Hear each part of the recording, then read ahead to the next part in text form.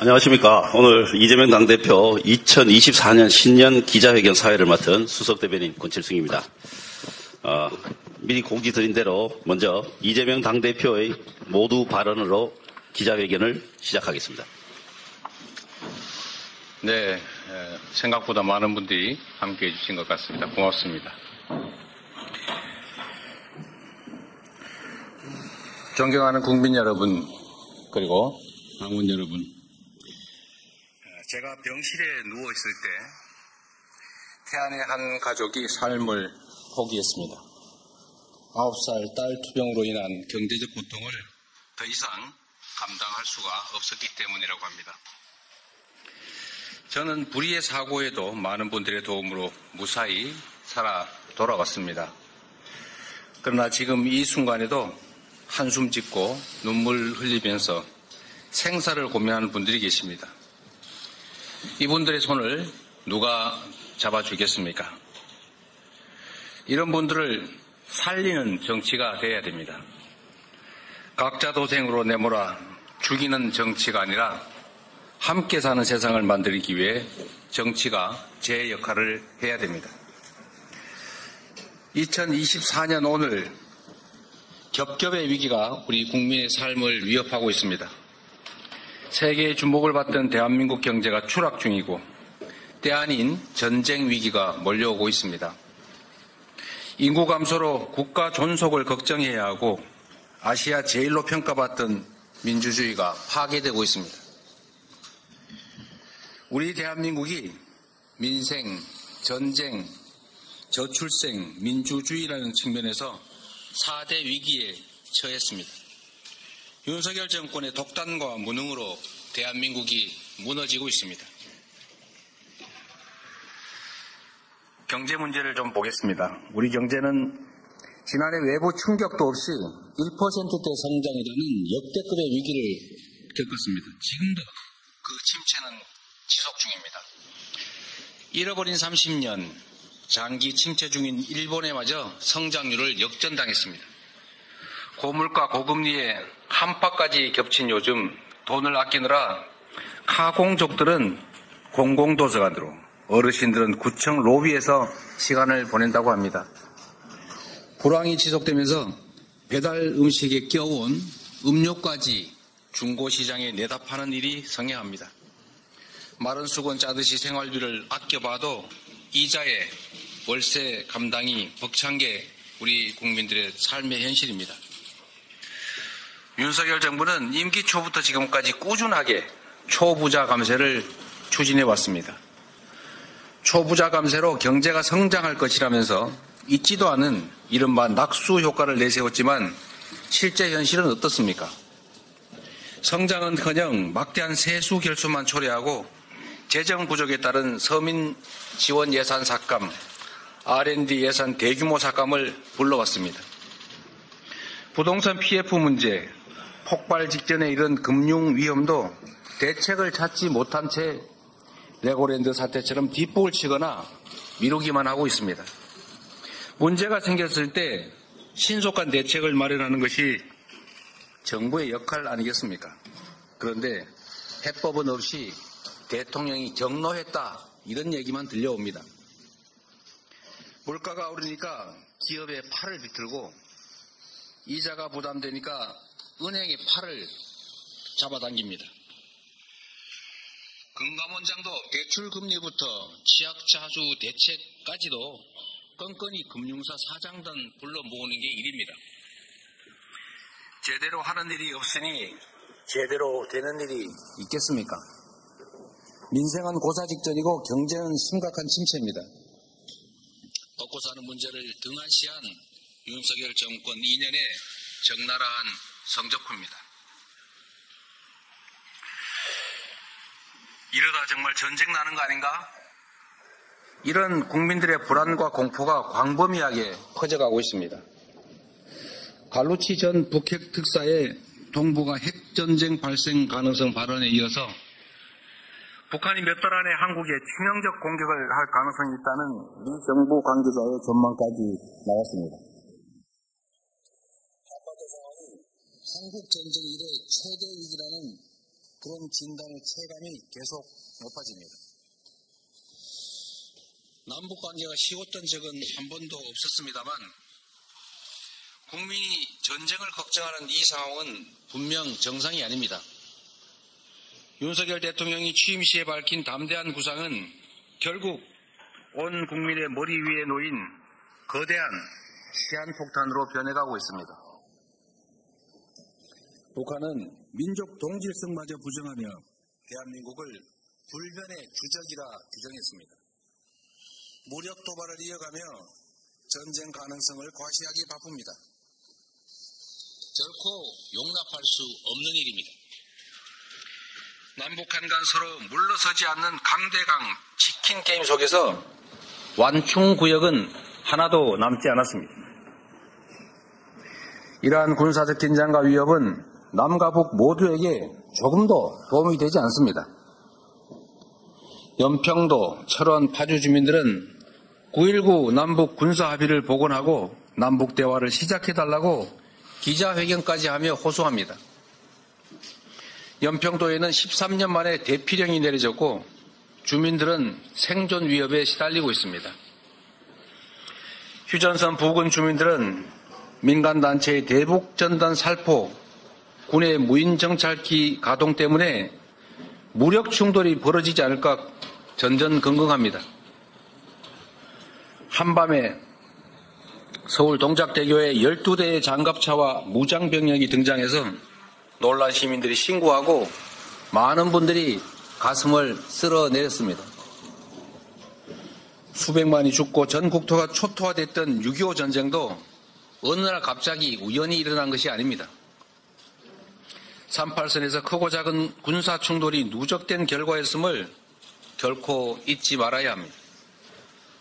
평화를 구축하고 군사적 긴장을 완화하기 위한 노력을 절대 게을리해서는 안 됩니다. 전쟁 위험은 1000만분의 1이라도 결코 높여서는 안 됩니다. 만에 하나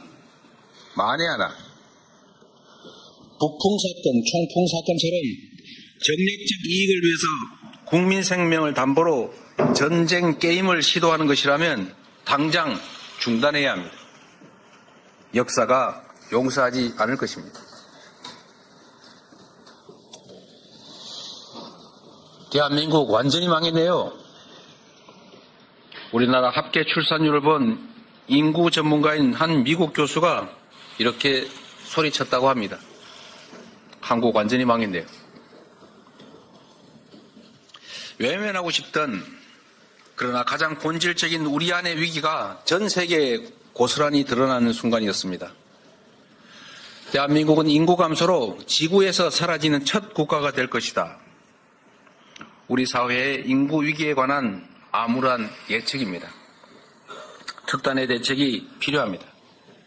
2006년 이후 약 380조 원의 예산이 투입됐지만 대증요법만 남발된 결과가 됐습니다.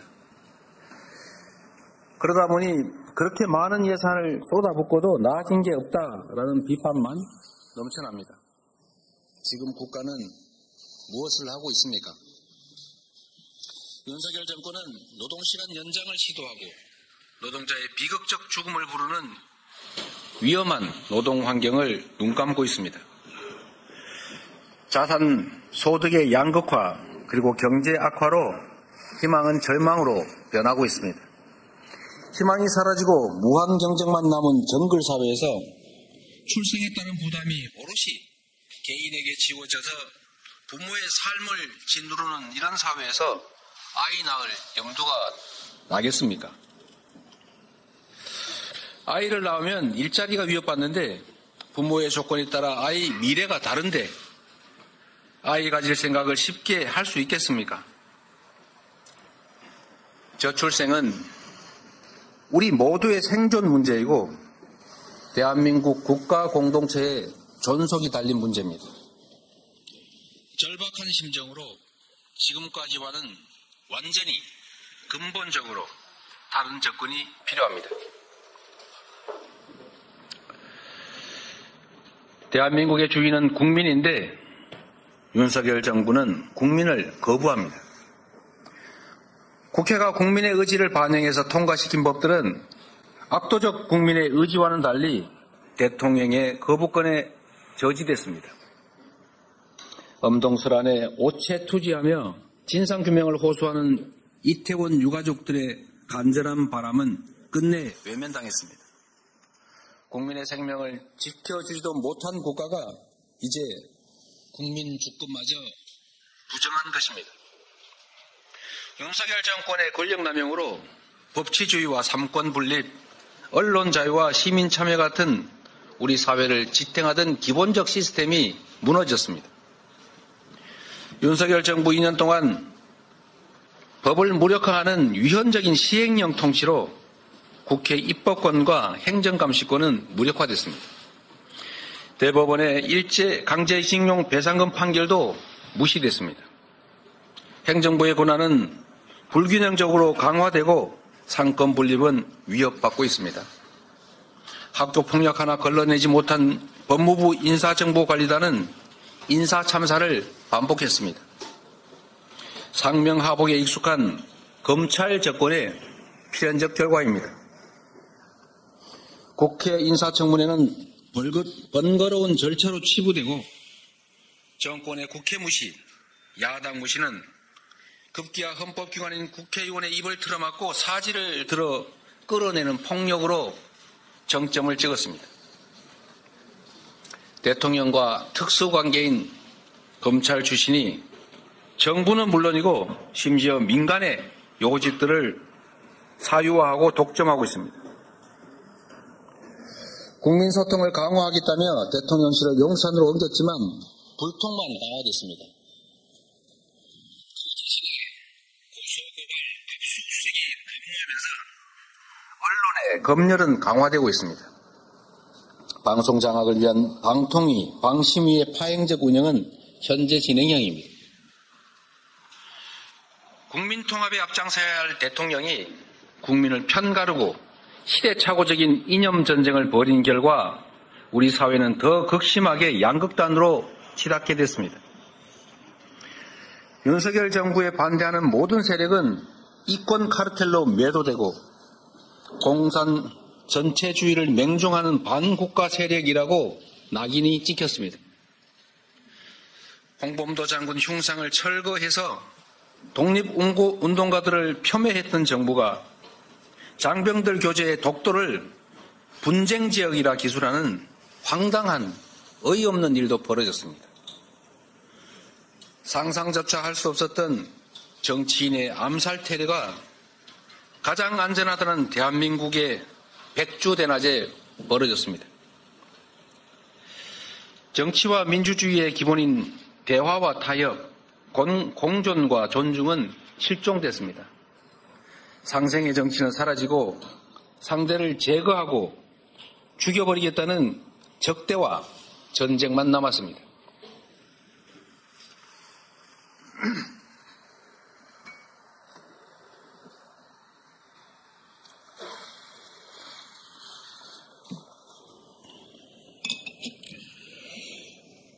국가적 위기 때마다 슬기롭게 위기를 해결해온 위기 해결사 민주당이 이 위기를 해결하고 새로운 희망을 만들어내겠습니다. 4대 위기보다 더 심각한 것은 위기를 수습해야 할 정부가 위기를 만들어 왔고 위기를 위기로 인식하지 못한다는 것입니다. 지난 2년간 윤석열 정부는 주권자인 국민의 뜻을 무시한 채 정적 죽이기에만 올인했습니다. 정치는 실종되고 일방통행식 통치와 지배가 횡행했습니다. 민주국가, 민주정당에서 결코 있을 수 없는 일입니다. 권력투쟁에만 몰두하는 정부 여당은 민생 경제 위기를, 평화 위기를, 인구 위기를, 민주주의를 악화시켰습니다. 지금의 국정기조가 유지된다면 교육, 복지, 지역 R&D 예산은 계속 줄어들 것입니다. 기후위기 대책, 에너지 정책도 퇴행할 것입니다.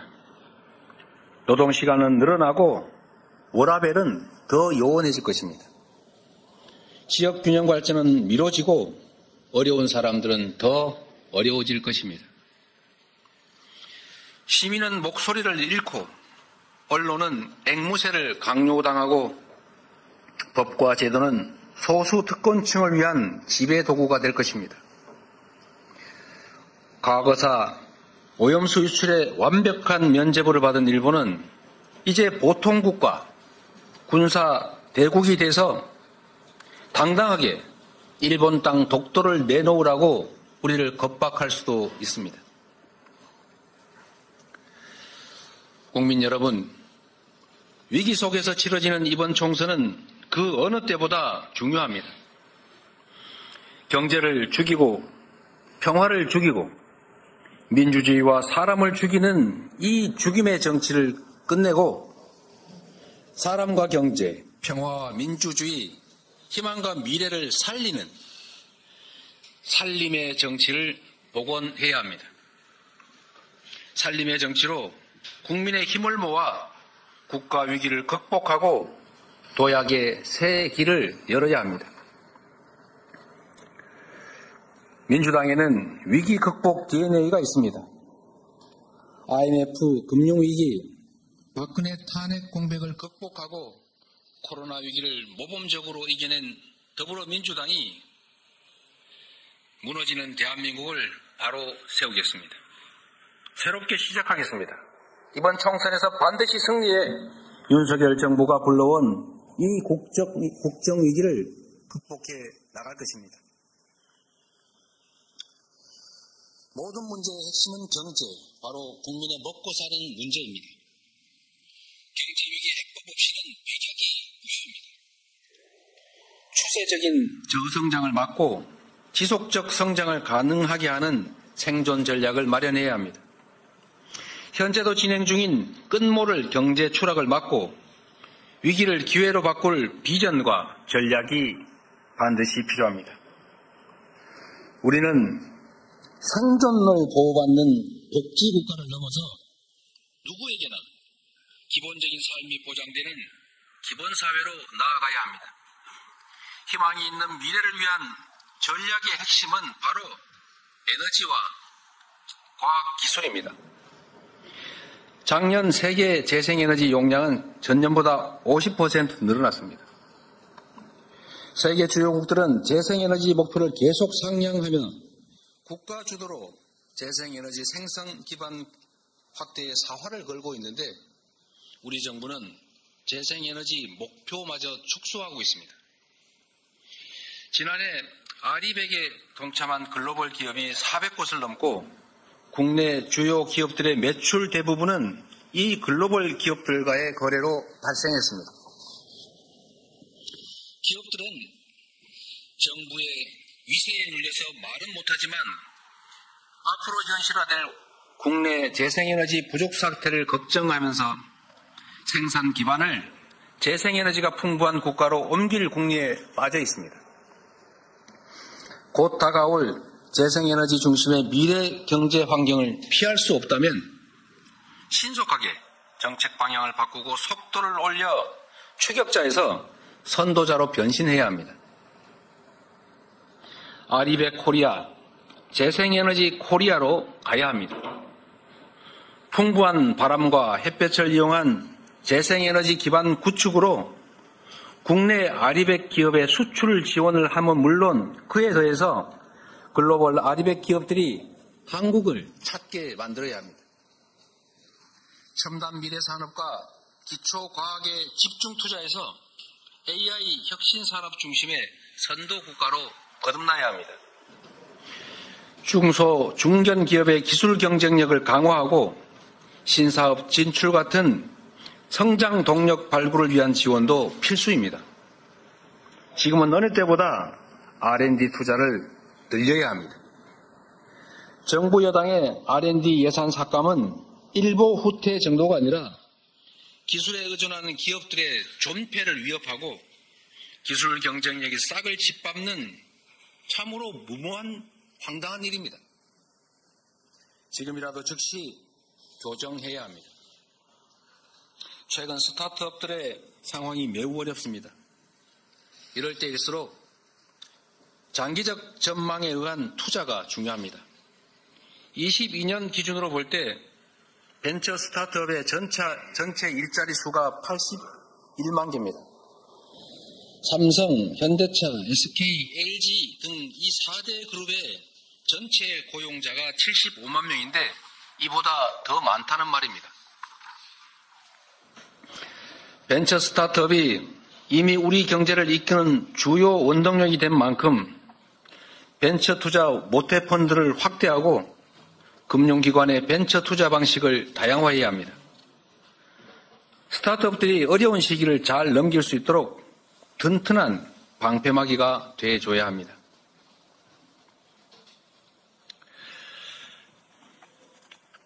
동해로 서해로 연일 무력 도발을 하는 북한을 강력히 규탄합니다.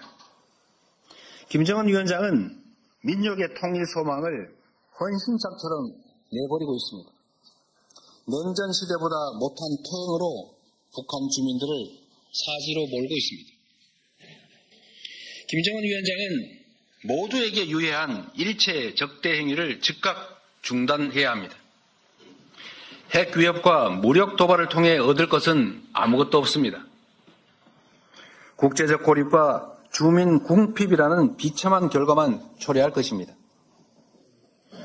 김정은 정권이 핵전쟁으로 남한을 위협하는 것은 평화통일을 바라는 온결의 염원을 저버리는 일이자 민족 공멸의 길로 들어가는 것입니다. 북한은 하루빨리 대화의 길로 나와야 합니다. 한반도 운명의 당사자는 우리 자신입니다.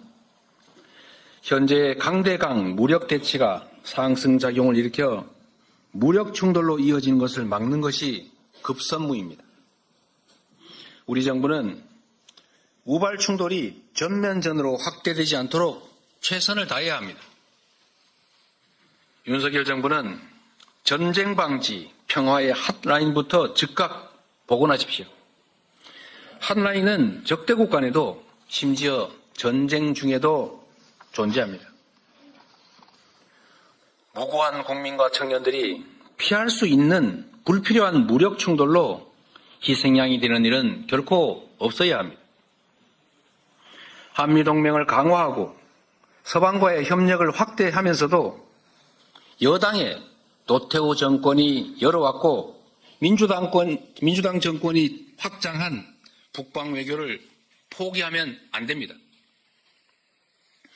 동북아 교류 협력 확대, 한반도 주변의 평화 구축, 그리고 우리 경제 성장의 주요 발판 중 하나가 되었던 북방 외교 복원에 노력해야 합니다.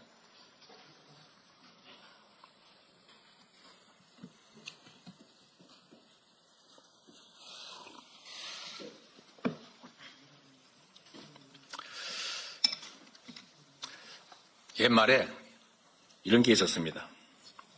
집 앞 그릇은 다 가지고 태어난다. 이 세상에 오는 모든 존재는 안정적으로 기본적인 삶을 영위할 수 있어야 된다는 의미일 수도 있습니다. 대한민국의 새로운 구성원이 될 생명을 우리 모두 함께 환영하고 누구나 새 생명으로 인한 희망과 기쁨을 누릴 수 있게 해야 합니다. 출생과 함께 기본적인 삶의 조건이 갖추어져서 삶과 미래가 불안하지 않아야 합니다. 국가 존속과 우리 공동체 유지에 필요한 출생아의 기본적 양육, 교육 부담은 이제 우리 공동체가 책임져야 합니다. 우리 사회의 경제적, 사회적 역량이 이 정도에는 이르렀습니다. 부모의 재산과 소득이 출생아 자신의 것은 아닙니다. 부모에 따라 출생아에 대한 지원이 달라질 이유가 없습니다. 저출생으로 인한 국가 소멸과 우리 공동체의 파멸을 막기 위해서 이제 더 이상 출생 양육의 모든 책임을 개인에게 떠맡기지 말고 출생아의 기본적인 삶은 함께 책임집시다.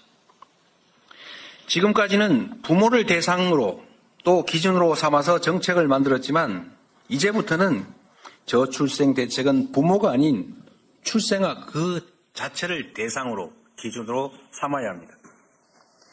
이미 여야, 보수, 진보 가릴 것 없이 출생아에 대한 보편 지원 정책이 전국에서 광범위하게 다양하게 시도 중입니다.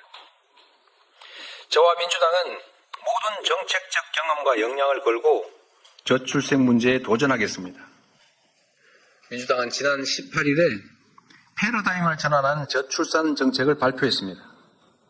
결혼, 출산, 양육을 망라하는 정책 패키지를 통해서 모든 출생아의 기초자산 형성을 국가가 직접 지원하고 주거 지원 같은 출산과 돌봄에 대한 국가 책임을 강화하고자 했습니다. 여기에 더해 보편적 출생 지원 원칙에 기초해서 분할 목돈 지원 방식을 포함하는 출생 기본소득을 제한합니다. 이미 시행 중인 아동수당이 그 맹하로 자리 잡고 있습니다. 필요하다면 대학 등록부를 포함한 교육비 일체에 대해서 과하다 싶을 정도의 보편 지원책도 만들어야 합니다. 초저출생 문제 해결은 우리 사회의 출생에 대한 인식과 관점의 대전환과 더불어 국민 모두가 이 문제의 주체가 될 것을 요구하고 있습니다. 초저출생 해결과 정책 대전환을 위해서는 범국민적인 토론과 사회적 합의가 필수입니다. 여야 정과 산학연을 아우르는 범국민 저출생 대화기구를 제안합니다. 세계 최악의 저출생에 따른 인구 감소국 전환으로 국가 소멸이 우려되는 우리 대한민국은 세계 최초로 초저출생 해결을 위한 보편적 출생 지원, 출생 기본소득을 실험하고 도입할 정책적 지혜를 요구받고 있습니다. 민주당은 아이가 고생과 부담인 사회, 아이 낳기가 두려운 사회가 아니라 아이를 함께 키우는 사회, 출생이 기쁨이자 행복인 사회를 만들어 가겠습니다. 근본적인 저출생 대책을 종합적으로 제시해 가겠습니다. 존경하는 국민 여러분, 역사 속의 민주당, 국민이 기대고 응원했던 민주당으로 일신 또 일신하겠습니다. 국민이 기대하는 유능하고 민주적이고 강한 민주당이 되겠습니다. 그것이 위기 속의 국민과 대한민국을 구하는 길이자 민주당 스스로를 구하는 길이라 믿습니다. 폭넓은 연대와 협력을 바탕으로 국민과 함께 공포와 절망을 이겨내고 민생, 경제, 민주주의, 평화를 복원하겠습니다. 언제나 기회보다 위기가 더 많았던 고된 삶 속에서 뼈에 새겨진 배움이 하나 있습니다. 그것은 바로 기회 속에도 위험이 도사리는 만큼 모든 위기에는 기회가 숨겨져 있다는 것입니다. 저는 지금 우리가 겪는 이 위기조차도 평화와 민주주의의 가치를 다시 체감하고 근본적 체질 전환을 통해 함께 사는 새로운 희망 세상을 만드는 기회가 될 것이다 확신합니다. 소득, 주거, 금융, 교육, 의료 등 모든 영역에서 우리 국민의 기본적인 삶이 보장되는 사회, 평화와 공존의 문화 위에 민주주의가 만개하고 국민 모두가 희망을 안고 함께 사는 세상으로 나아가야 합니다. 또 그렇게 할 수 있습니다. 이번 총선은 대한민국이 잃어버린 비전을 되찾는 날입니다. 무너져가는 대한민국을 바로 세우는 마지막 기회입니다. 4월 총선은 우리 국민이 힘겹게 이뤄온 민생과 민주주의, 평화를 다시 일으켜 세우고 지속 가능한 대한민국을 다시 만드는 날이 되어야 합니다. 깨어있는 시민들이 있기에 희망이 있습니다. 행동하는 국민들이 있기에 용기가 생깁니다. 민주주의는 저절로 만들어지지도 저절로 지켜지지도 않습니다. 민주주의는 깨어있는 시민의 행동으로 더 단단하고 더 크게 성장합니다.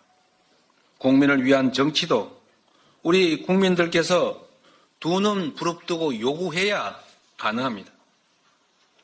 국민과 함께 대한민국의 비전과 희망, 미래를 반드시 되찾겠습니다. 고맙습니다.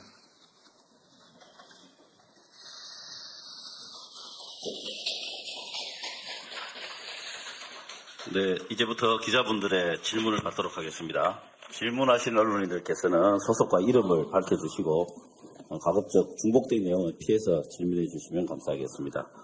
질문 있으신 분들 손 들어주시기 바랍니다. 네. 네, 안녕하세요. 저 연합뉴스 정수현 기자라고 합니다. 우선 대표님께서 아까 그 출생 기본소득을 제안하시면서 필요하다면 대학 등록금 포함 교육비에 대해 과하다 싶을 정도의 지원책을 만들어야 된다고 하셨는데요. 좀 구체적인 그걸 어떤 내용인지 여쭙고 싶고요. 그리고 민주당 공관위에서는 운동권에 대해서 일률적인 감점 없다고 한 것과 달리 한동훈 비대위원장이 운동권 청산이 시대정신이라고 하면서 8.16 심판론 내걸고 자객공천한다는 분석이 나오고 있습니다. 이에 대해서 대표님 어떻게 생각하시는지 궁금합니다.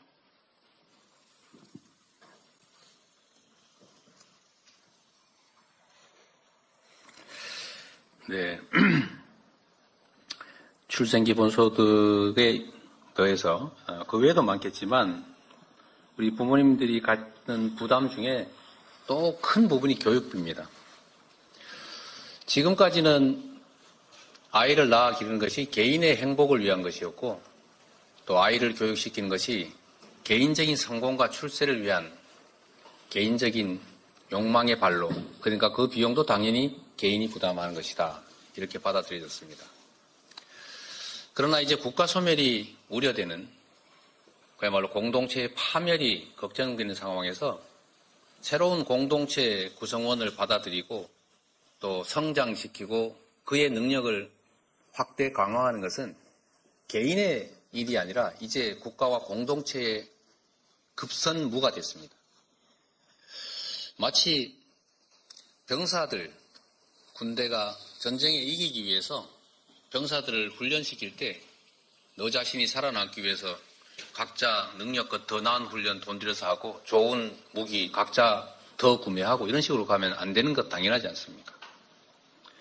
이제는 아이를 낳아 기르는 것도 개인의 문제가 아니라 우리 국가 공동체 전속의 문제가 됐기 때문에 그런 구성원이 좀 더 많이 늘어나고 그가 우리 공동체 한 구성원으로서 역량을 키우는 것은 개인의 일을 넘어서서 이제 우리 모두의 일이 됐다라고 생각합니다.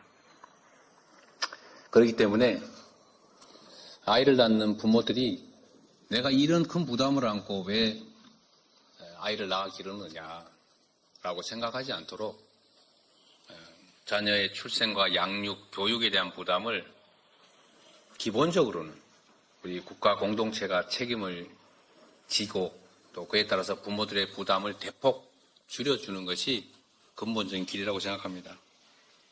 교육 문제도 이게 개인적으로 보면 말씀드린 것처럼 개인의 성공을 위한 수단이라고 보여지지만 이제는 국가 전체가 전 세계적으로 경쟁하는 이 글로벌 사회에서는 우리 구성원들의 역량 자체가 국가 경쟁력이기도 합니다.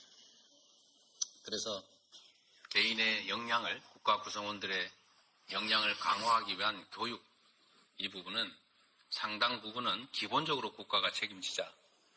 그 중에서도 대학 교육도 당연히 포함된다라는 생각이고, 과할 정도라고 하는 것은 우선 단계적으로 사립대들의 등록금 부담을 국공립대 수준으로 낮출 뿐만 아니라 교육에 대한 지원을 강화해서 장기적으로는 대학도 교육비 부담을 모두가 함께 책임지는, 즉 무상화하는 방안을 검토해야 된다, 그런 뜻입니다. 또 한 가지는 운동권 청산이니 자객 공천 이런 얘기들이 있는 것 같은데, 사실 지금 청산해야 될 가장 중요한 과제는 검사 독재입니다. 그리고 언제나 그래야 되는 것처럼 자기 눈에, 남의 눈에 티보다는 자기 눈에 들보를 먼저 보도록 노력할 필요가 있다는 생각을 언제나 하고 있습니다.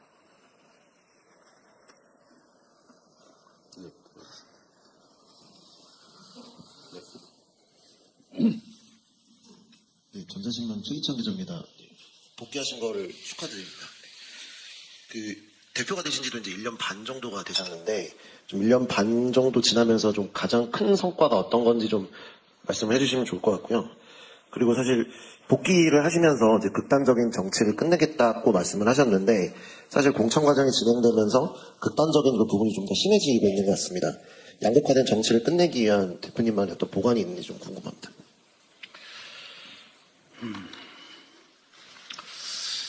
제가 옷을 갈아입을 때마다 거울에 비친 이 목의 흉터가 자꾸 끔찍하게 자꾸 느껴지기도 합니다. 와이셔츠 깃이 없었으면 어떤 결과가 났을까 하는 그런 생각이 자꾸 얼핏 나는 것도 일종의 트라우마일 수 있겠습니다만, 우리 국민들께서 삶의 현장에서 겪는 그 고통과 그 범민에 비하면 뭐 그리 큰 일이겠느냐라고 위안 삼습니다. 관심 가져주신 데, 그리고 도와주신 데 대해서 다시 한번 감사드립니다. 취임, 제가 대표가 돼서 낸 성과가 뭐냐, 그건 뭐 제 자신이 평가하기는 적절치 않은 것 같고, 결국 그게 이번 총선 결과로 드러나지 않겠는가라고 생각합니다. 정치인이 이런 성과라고 하는 것은 결국 국민들의 삶과 또 국가의 미래를 얼마나 개선했느냐, 또는 퇴행을 얼마나 효율적으로 잘 막아냈느냐라는 것도 아니겠습니까? 그 평가는 결국 국민의 눈높이에서 우리 국민들께서 하시는 것이고, 그것은 결국 선거로 표현될 것으로 생각합니다. 최선을 다하도록 하겠습니다. 극단적 정치, 지금 우리 사회에 적대감이 넘쳐나고 있습니다. 기본적으로 사회는 갈등합니다. 각자가 이익을 추구하고 또 이해관계가 충돌하기 때문에 갈등은 필연적이죠. 이 갈등을 조정하는 것이 바로 정치의 역할입니다. 이 갈등을 조정하고 이해관계를 조정하고 또 대화와 타협을 통해서 일정한 합의에 만족하지는 못하지만 수용할 수 있는 합의에 이르는 것, 이게 바로 정치의 본연의 역할 아니겠습니까? 여기서 대전제는 상대의 의견도 옳을 수 있다. 내 의견은 맞고 상대의 의견은 틀리다가 아니라 다르다라는 점을 인정하는 것입니다. 그리고 권한을 가진, 즉 국민의 선택을 받은 권력자는 바로 이 이해관계 조정, 갈등 완화, 국민 통합, 공동체 통합, 이게 가장 큰 일인 것입니다. 후보일 때는 특정 세력을 대표하겠지만 대표가 된 후에는 모두를 대표해야 되는 것 아닙니까? 하다못해 동창회에서도 신림동파, 봉천동파 나뉠 수 있는데, 그러나 동창회장이 되면 봉천동이든 신림동이든 신도림동이든 가릴 필요 뭐 있겠습니까? 그래서는 안 되는 것이죠. 그런데 대표가 된 후에 그 모두로부터 받은 권한을 자신과 자신의 가까운 사람, 세력을 위해서 일방적으로 사용하면 다른 사람들은 그 선거와 선출 행위로 인해서, 즉 권력의 위임 행위로 인해서 더 나쁜 상황에 처하지 않습니까? 갈등이 격화되는 건 불가피하죠. 이해관계가 충돌합니다. 그리고 합리적인 토론이나 또는 논리적인 수용이 불가능하기 때문에 감정적 적대 상태로 갈 수밖에 없습니다. 그래서 대통령의 역할이 중요합니다. 역대 대통령 누구도 개인적으로 감정이 없었겠습니까? 또는 특정 정치 집단을 위한 이익을 추구하고 싶은 욕망이 없었겠습니까? 인간이기 때문에 당연히 있지만 공인으로서 개인이 아닌 국민으로부터 모두를 위해 일할 수 있는 일해야 하는 힘, 즉 권력을 부여받았기 때문에 그 사적 욕망을 절제하고 공적 이익을 위해서 그 권한을 공정하게 행사하기 위해 노력하지 않습니까? 그런데 그 권력을 상대를 죽이는데 사용하게 되니까 국민들도 그에 맞춰서 좀 더 격렬하게 분열하고 갈등하고 적대하게 되는 것입니다. 저는 이번 저에 대한 소위 암살 시도, 이 정치 테러가 개인에 의해서 벌어진 일이라고 생각하지 않습니다.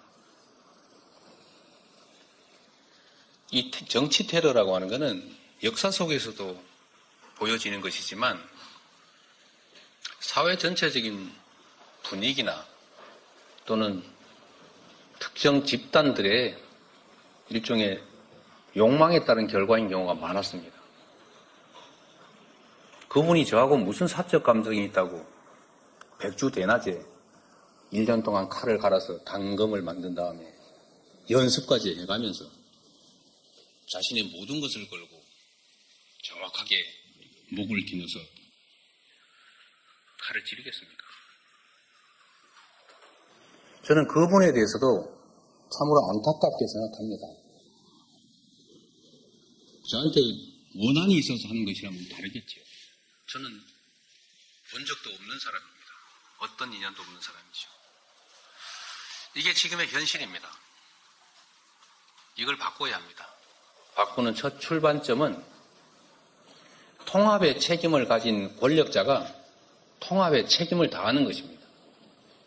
상대를 인정하고 자신의 욕망과 권력을 절제하고 주어진 권한을 모두를 위해서 공정하게 행사하는 것입니다. 그 길로 가야 합니다. 보셨겠지만 저도 가진 권한이 조금은 있어서 마음대로 할 수 있지만 저는 그렇게 하지 않습니다. 정부 여당에 대해서도 제가 인간적 비난을 하거나 하다못해 정책적 비판을 하더라도 도의와 한계를 넘는 일이 없습니다.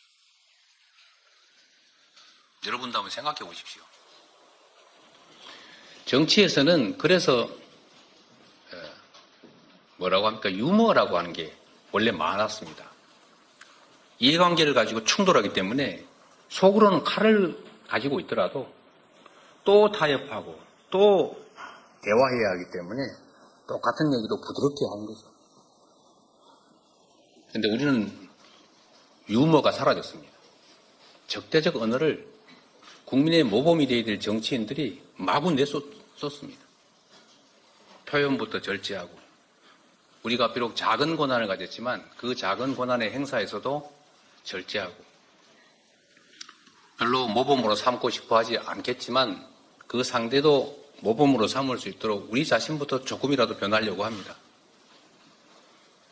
달리 방법이 없지 않습니까? 그리고 국민 여러분께도 이 자리를 빌어서 호소 말씀을 드리고 싶습니다. 미워하지 마십시오. 미워하면 미움받습니다. 힘들고 어려울지라도 인정하고 인내하고 이해하려고 서로 노력해야 합니다. 물론 우리 국민들께서 힘들고 어려운 상황에서 잘 견뎌주고 계신 걸 압니다. 일부 지나친 과격한 언행으로 서로에게 상처 주는 일들이 최소화될 수 있도록 할 수 있는 범위 내에서 노력해 주십사 하는 부탁을 드립니다. 특히 이번 선거의 즈음에서 내부의 경쟁이든 외부와의 경쟁이든 도와 선을 넘지 않는 그런 각별한 관심과 노력을 부탁드립니다. 네.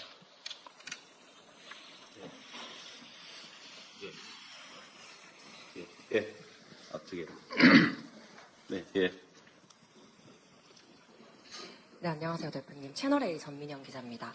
그 선거 말씀하셔서 선거제 관련해서 질문을 드리고 싶은데 지금 지도부가 팽팽하게 논의 중인 걸로 알고 있습니다. 근데 어떻게 논의되고 있는지, 언제쯤 지도부가 결정을 내릴지, 그리고 대표님은 어떤 쪽으로 기울고 있는지 입장이 궁금합니다. 네. 저는 많은 분들이 관심 가지고 계신 사안이고, 또 어쩌면 이해관계도 좀 있을 수 있는 일이어서 신중하게 의견을 수렴 중입니다. 길지 않은 시간 안에 이 문제도 허심탄회하게 말씀드리고 대화할 시간이 있을 것입니다.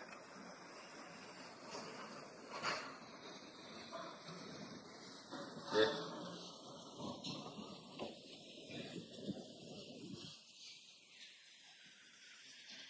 대표님 말씀 잘 들었습니다. TV조선의 이광희 기자입니다. 출생 기본소득 관련해서 좀 더 질문 드리고 싶은데요.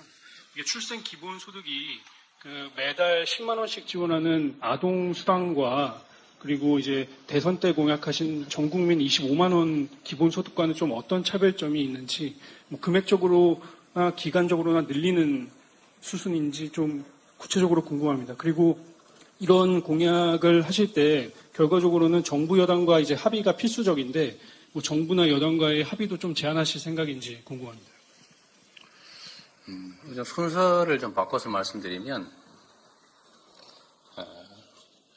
이런 국가의 미래 또 민생에 관한 정책들을 가능하면 우리 국민들의 눈높이에서 국가와 국민이라는 입장에서 판단해 주면 좋은데 이런 것들조차도 자꾸 정쟁화되는 것이 매우 안타깝기도 합니다.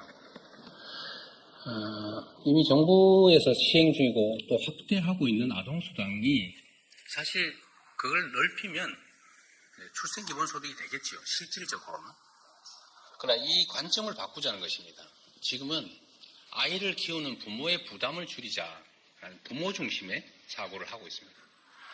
그러다 보니까 이 아동수당을 90%까지만 지급할 거냐 아니면 소득 100% 전부에 지급할 것이냐 끊임없이 논쟁이 됩니다. 그래서 그 논점을 이제 탈피하자. 출생아를 중심으로 또 출생아를 기준으로 하자. 그래서 출생기본소득도 새로 태어나는 구성원들에 대해서 시작하고 이제 확대해 나가면 재정 부담도 사실은 초기에는 매우 적을 수 있고 또 점차 늘려갈 수 있기 때문에 재정 부담도 줄일 수 있겠다. 앞으로 새로 우리 사회에 편입되는 새로운 구성원에 대해서 우리가 정말 환영하는, 축복하는 의미에서 그가 출생할 경우에 자기 그릇은 자기가 들고 갖고 태어난다는 말처럼 최소 기본적인 삶은 우리 공동체가 책임진다. 그 기반 위에서 경쟁하고 또 어떤 길을 갈지를 스스로 선택할 수 있게 해주자. 이렇게 하면 출생에 따른 부담이 많이 대폭 줄어들 것이다. 그리고 지금은 아이를 많이 낳으면 더 지원한다. 그런데 어쩌면 역차별일 수도 있지 않습니까? 아이를 하나 낳으면 지원 별로 안 하고 둘 낳으면 지원하고 셋 낳으면 더 많이 하고. 또 사실은 출생아 기준으로 보면 참 황당한 얘기인 거죠. 그래서 그런 면에서 보면 지금 하고 있는 아동수당은 실질적 내용은 그걸 확대한다면 비슷할 수 있지만 접근하는 시각 자체를 완전히 바꿔야 되겠다는 생각이 듭니다. 당연히 권한을 가진 여당에 협의를 요청해야 되고 또 일종의 타협을 하지 않으면 당연히 대통령이 거부권 행사할 것이고 또 거부권 행사가 안 되더라도 재정 집행 권한은 정부가 가지고 있기 때문에 야당 입장에서 일방적으로 할 수 있는 일은 없습니다. 그렇기 때문에 지금 현재 단계로는 제도로 좀 함께 만들어보자. 여야 간의 대화는 당연하고 그래서 범국민적인 대화 토론 기구를 만들자. 이를 통해서 사회적 합의를 만들어내자 이 말씀을 드린 것입니다. 그것도 뭐 있었던가? 아동수당 얘기? 네, 뭐 그 정도 하시죠. 네. 시간이 좀 많이 돼서 우리 공통 질문들도 좀 있을 것 같습니다. 그래서 기자단 간사를 맡고 계신 이 강수연 기자께서 좀 대표해서 공통 질문을 하시고 마치는 걸로 그렇게 하겠습니다. 질문은 이게 마지막 질문인가요? 아니면 한두 개만 더 받고 마지막 질문하는 건 어떤지 여쭙습니다. 그러세요? 네. 네, 뭐 답변하시는 거 하고 시간 봐서 하겠습니다. 네, 지금 질문을 해주시죠. 하시고 남은 시간 하시죠. 아무나 네. 시간. 네. 대표님 말씀 잘 들었습니다. 대표님 기자회견 보면 국민들이 향한 메시지가 많이 있는데 사실 총선 과정에서 민주당 내부의 통합에 대해서도 관심이 많을 거라고 생각을 합니다. 통합선대위 요구가 나오기도 하고 있고 또 관련해서 분열 양상이 보인다는 우려도 나오고 있는데 그런 통합 방안은 어떻게 생각하고 계신지 통합선대위 요구에 대해서 어떻게 생각하시는지 여쭙고 싶습니다. 선거는 당연히 단합을 이룬 기초 위에 또 광범위한 통합과 연대를 통해서 우리 국민들께 설득하고 또 동의를 구해야 되는 것 아니겠습니까?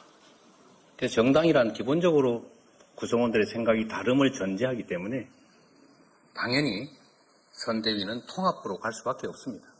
물론 이 공천 과정 자체도 당연히 통합이라는 측면을 고려하면서도 그 위에서 혁신이라고 하는 걸 하게 되는 것이죠.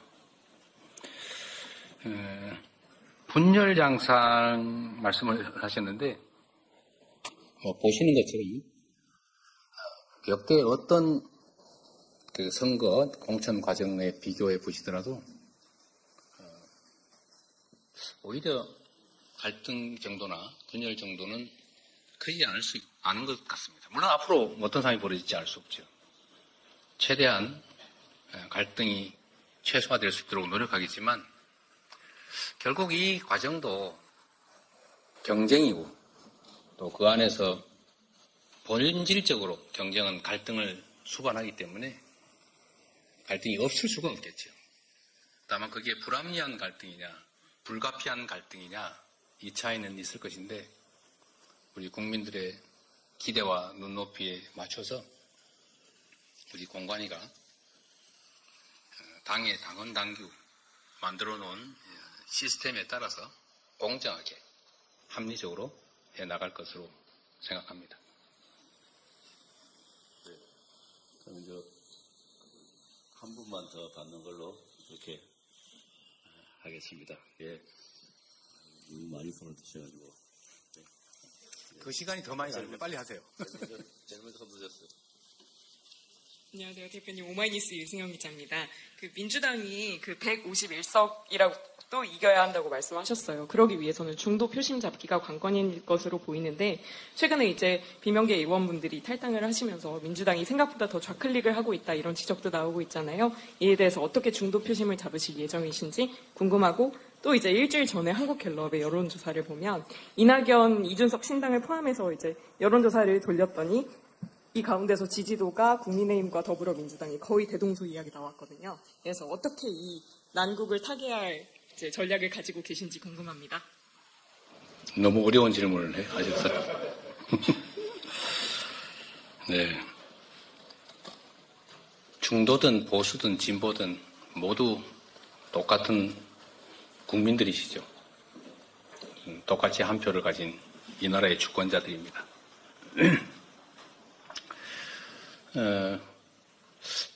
모두가 동의하는 일이란 사실 정치에서는 없는 거죠. 그건 정치가 할 일은 아닙니다. 정치는 본질적으로 의견이 다른 거죠. 다른 부분을 해결하는 것이 정치이기도 합니다. 저는 중도라고 표현되는 분들을 중간이라고 생각하지는 않습니다. 중간쯤 어정쩡한 이런 게 아니라 가장 합리적으로 선택하는 분들이다.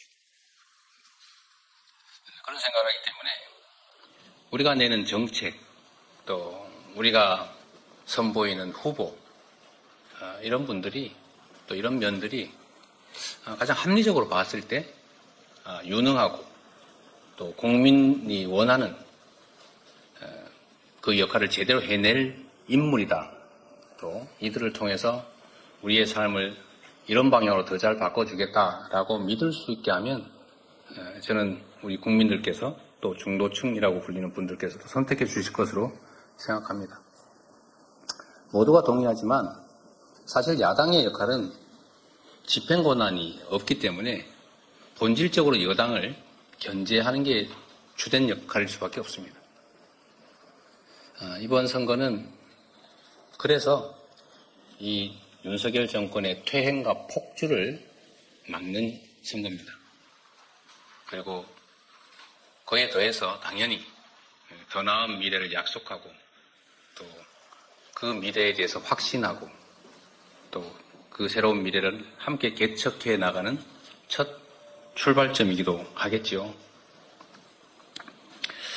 중도 표심을 얻는 일들은 정말로 국민의 눈높이에 맞게 사적 이익이나 네 편 내 편 가리지 않고 국민들이 바라는 결과물을 제시하는 것이 아닐까 그렇게 생각합니다. 그리고 말씀하신 것처럼 저는 이번 선거가 우리 민주당에게 매우 어려운 선거라고 생각합니다. 목표는 일당이 되는 것이고 최대로 목표치를 올린다면 151석을 하는 것이다. 그게 결코 쉬운 일이 아니고 정말로 많은 노력을 기울여야 가능성이 남아있는 그런 엄중한 상황이라고 생각하고 있습니다. 그렇기 때문에 공천이든 선거든 거기에 맞춰서 낮은 자세로 절박한 심정으로 최선을 다하려고 합니다. 네. 이상으로 마쳐도 될까요? 네. 네. 또 질문은 나중에 또 다른 기회를 만들어서 또 대표님 말씀 듣는 기회 갖도록 하겠습니다. 네. 이상으로 이재명 당대표 2024년 신년 기자회견을 마치도록 하겠습니다. 참석해 주신 언론인 여러분들 감사합니다. 네, 고맙습니다.